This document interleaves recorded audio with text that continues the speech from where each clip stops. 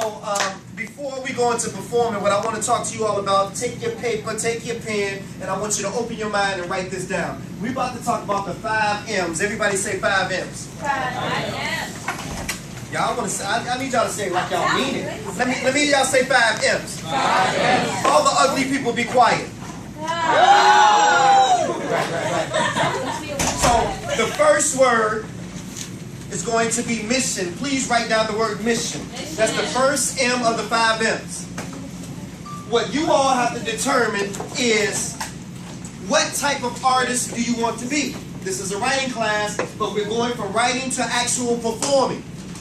So if you want to stay in that writing part, then be the best writer that you can be. If you want to begin to recite the things that you write, then that's the second level. But if you want to perform the things that you write, then you're venturing into what we call spoken word or emceeing. That's the third level. So there's 3 levels. There's writing, there's reciting, then there's performing. That's the first M. Everybody say meditation. Meditation. Meditation is the second M. That's very important because you have to be able to see yourself doing what you would like to do before you actually do it. If Jordan didn't see himself in the slam dunk contest, making the moves that he made, dunking the ball, going from the sideline, almost in a 90-degree angle, he couldn't have done it. He had to see himself being able to do it before he did it. So when I walked in the room, I took a visual of where I wanted to come from, where I wanted to stand when I spoke to you all. I saw myself doing this before I actually did it. That's the second M. It's called meditation. Now everybody say memorization. Memorization. That's the third M of the 5 M's. Memorization gives you the ability to be free from the chains of the bars that exist on your paper. Those lines are bars. You are confined by those. When you're reading from paper, you can only do so much creative expression when you're reading. So memorization is very important. When you're writing poetry, there's something that we call connecting verses. Everybody say connecting verses. Connecting verses. Connecting verses always connects the first verse to the second verse. So if you don't go into the second verse, the first verse don't make sense. Did you follow me? Okay. Every verse represents a thought. If I say, I came here so you could talk to me. As a matter of fact, close your eyes, let our souls connect and just take a spiritual walk with me. That represents one thought. And then I come back because we got to ask ourselves some questions. These problems need solutions, so break out your pen and pad because today, an ace tag, Blaq Ice is offering lessons. That's the second thought.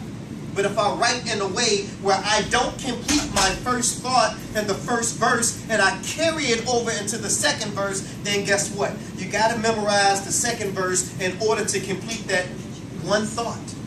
So connecting verses, write that term down. It's something that we have to concentrate on trying to do. Meditation also helps out with memorization. When you are writing, I encourage people to write in stanzas.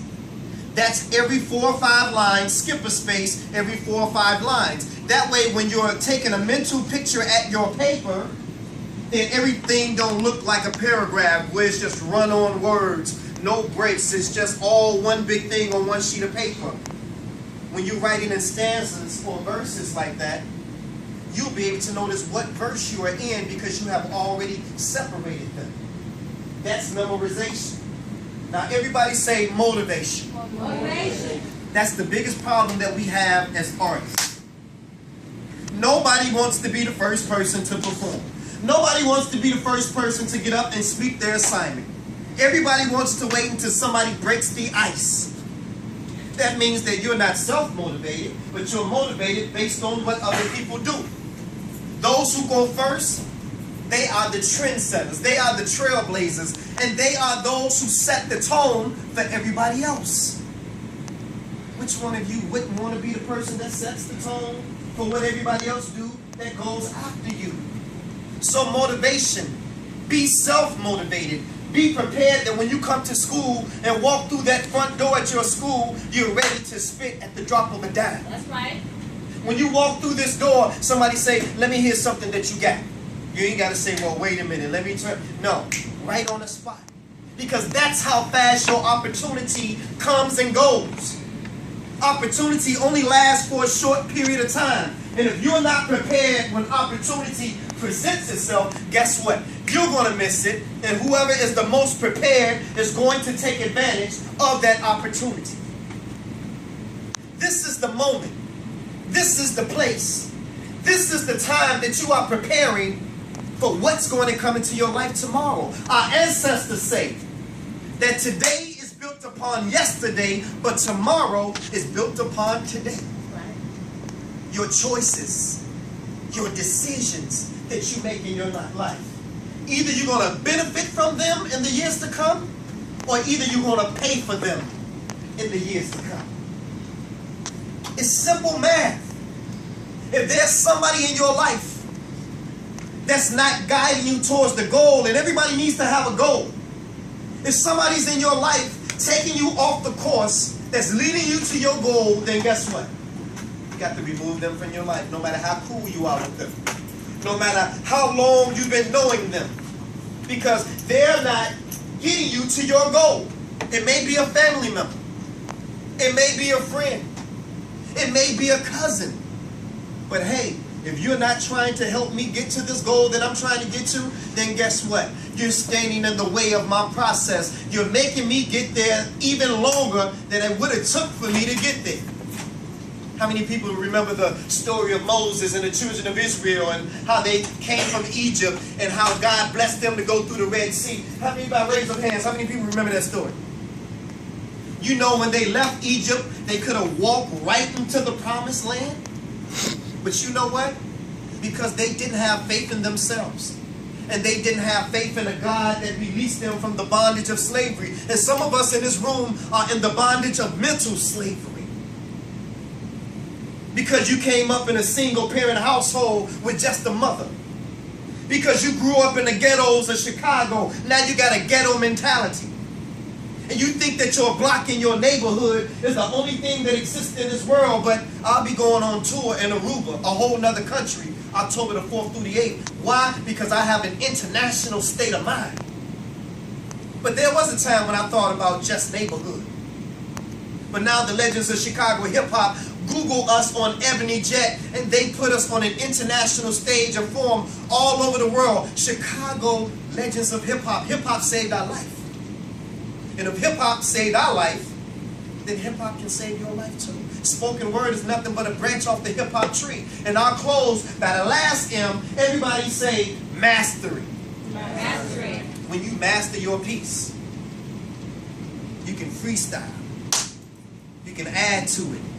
You can take away from it. You can flip it up. You can toss it around depending on what the venue you are performing at calls for. Of course, at A-Stack High School, there's certain lyrics that I can't provide for this type of setting. But if I'm somewhere else, it might be a whole different situation. What's your name? Gretchen?